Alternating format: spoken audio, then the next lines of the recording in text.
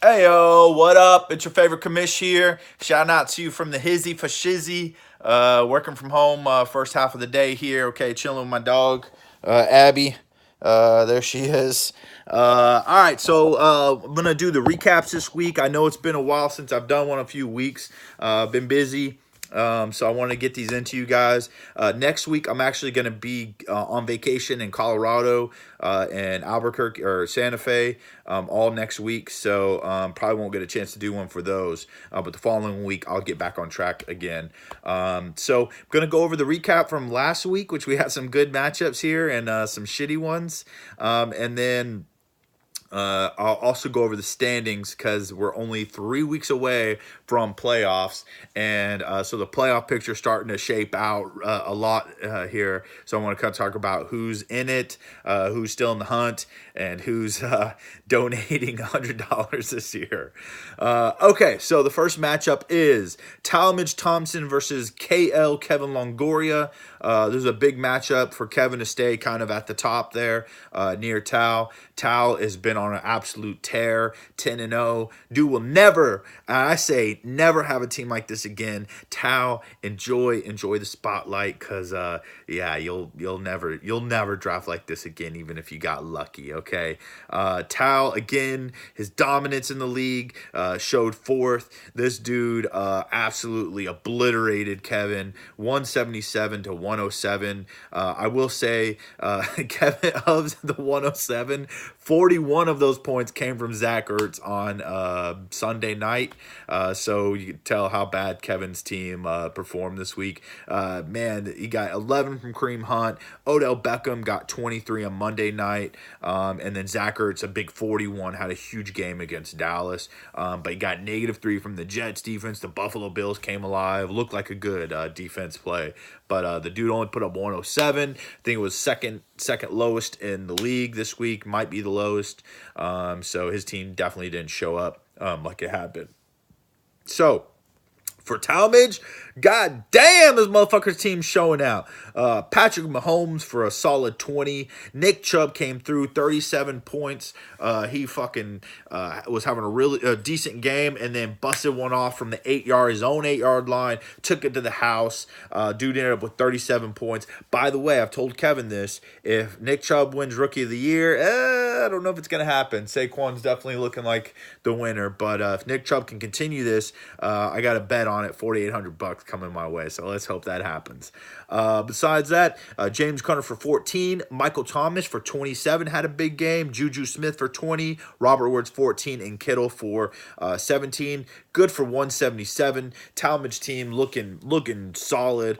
Talmadge is definitely the favorite to go to the Super Bowl, but we'll see what happens. You know, one game elimination. So this dude's team messes up one game in playoffs, he's out. But for the time being, he is 10-0, perfect record. Congrats, Tal.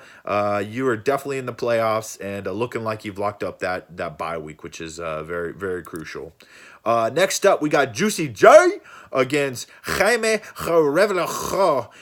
We've got two not powerhouses. We got Juicy J, who was 3-6 going into this, who desperately needed this win to, I think, stay in the playoff hunt. Throws up 117. Kenny Galladay did 19 against the Chicago Bears. Marvin Jones got hurt, banged up, and left the game.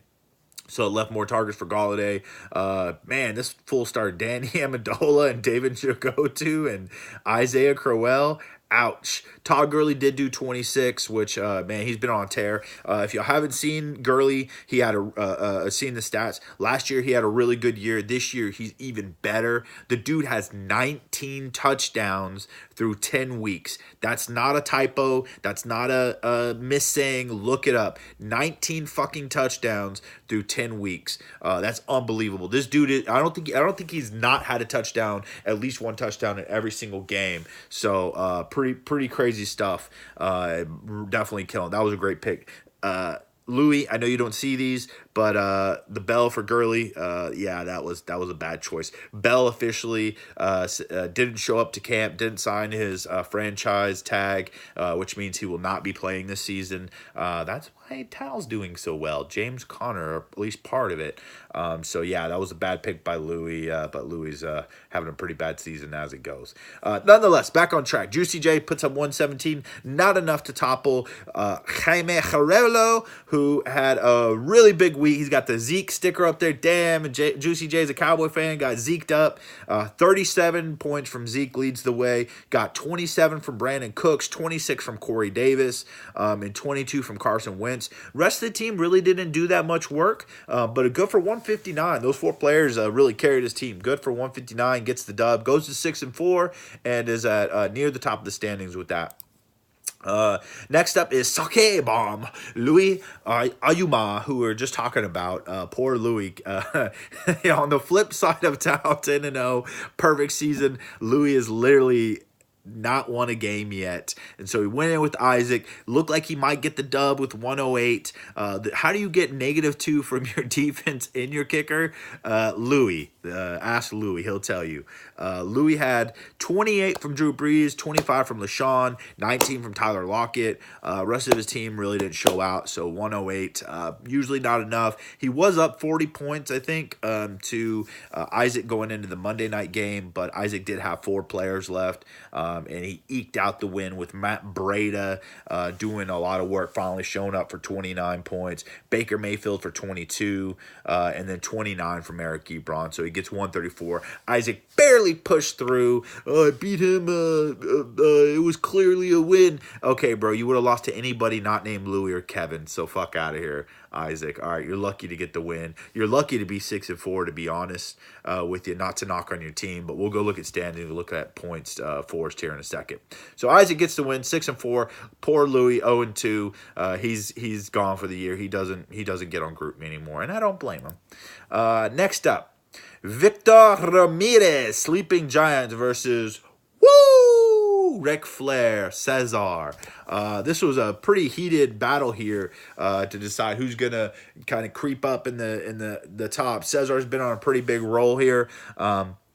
So what do we got? We got 148 to 141. Cesar takes the loss. This was a very close game, by the way. Cesar had a big game from Kamara for 26 against Cincinnati. Kamara's just having a really good year. 21 from Devontae Adams, who caught, I think, 2 touchdowns against Miami. And then 33 from Aaron Jones. Oh, I didn't realize you have both Aaron Jones and Devontae Adams in this league. Cesar actually has the same 2 players in Dynasty. So he put up 141, pretty healthy 141, usually get the win, but Victor wasn't having that shit, okay? Aaron Rodgers for 18. My boy Kerryon Johnson got 2 touchdowns against the Chicago Bears, finally using that dude in the red zone.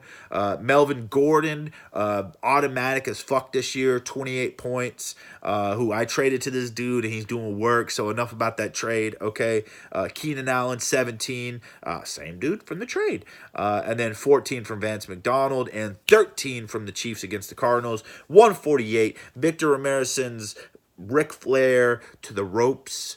And since Cesar is 7-3 and Vic stays or gets to 6-4 and much needed to kind of stay up in the standings.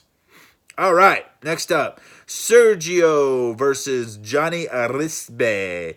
Excellence of execution. That's such a garbage name, by the way. Not that you'll ever see this, Johnny.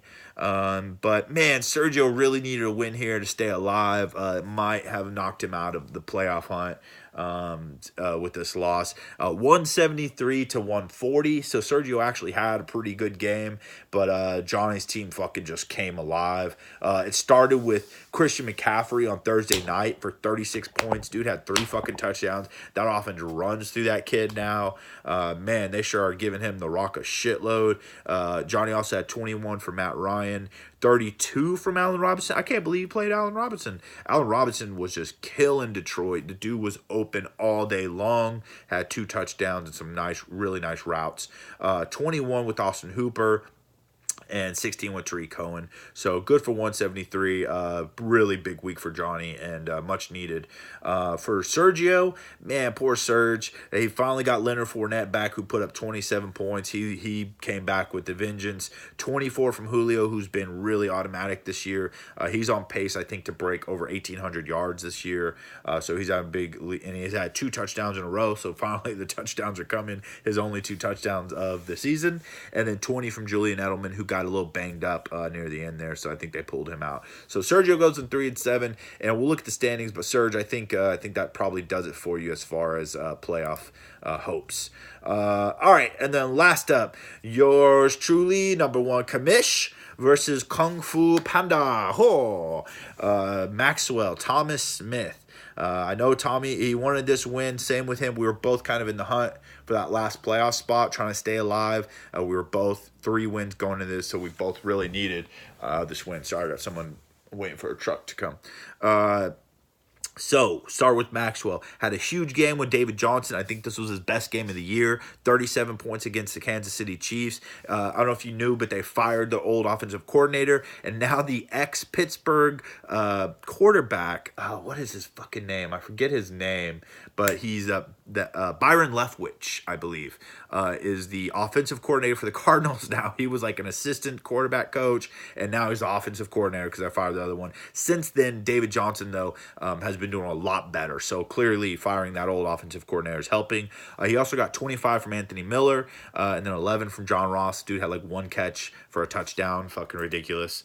But only good for 109. He got -5 from the Panthers. He decided starting the Panthers against me on Thursday night was a good idea. I am not sure why he thought that, because the Steelers at home tend to kill it. Got him a -5 points, so not a good start for him.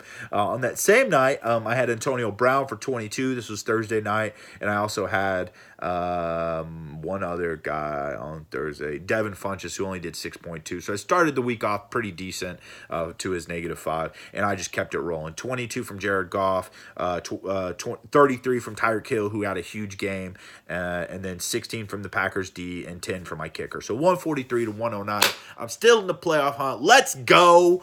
And so that's it for that. Let's go ahead and take a look at the standings and see where we're at. So we got Perfect Towel at the top with 10-0. This dude has scored 1,733 points, by far over almost 250 more points than anybody else not named Kevin.